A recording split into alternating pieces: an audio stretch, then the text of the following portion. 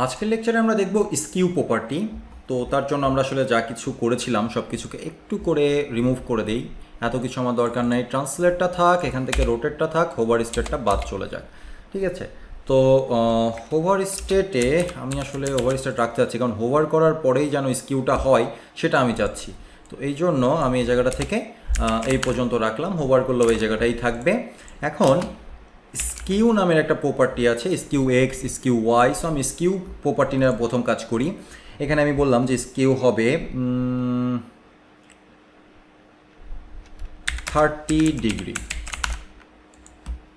I guess যেটা ডিগ্রিতেই কাজ হয়, ইয়া 30 ডিগ্রি কোনো কাজ হয়নি পুরো স্কিউতে। ইয়া হয়েছিল, ও আচ্ছা সরি, হবে কি করে, হোভারই তো করিনি। দেখেন হোভার করার সাথে সাথে এটা ডিগ্রি 30 ডিগ্রি এরকম কার্ভ হয়ে গেল। হ্যাঁ, সো তাই তো ভাবছিলাম যে কেন হয়নি। আচ্ছা, সো স্কিউ এক্স আছে, শুধুমাত্র এক্স বরাবরই হবে। আর স্কিউ ওয়াইও আছে, যেটা শুধুমাত্র ওয়াই বরাবর আর কি স্কিউ করবে। আর স্কিউ প্রপার্টিটা বোথটাকে নিয়ে আর কি কাজ করবে। তো আমরা সাধারণত স্কিউ নিয়েই কাজ করি। আবার অনেক সময় যখন 3D নিয়ে কাজ করি তখন স্কিউ এক্সও বলা লাগে, ওয়াইও বলা লাগে, জিও বলা লাগে। সো এই হচ্ছে স্কিউ প্রপার্টি। এর কাজ কি? এর কাজ হচ্ছে কোনো একটা এলিমেন্টের একটু ব্যাকাতারা করে দেওয়া, মানে একটু ওই যে ঘর বানানোর সময় ছোটোবেলায় যেরকম আর কি রম্বস টাইপের যে আকৃতি, সেই আকৃতিতে রূপান্তরিত করার কাজটা করে থাকে কে?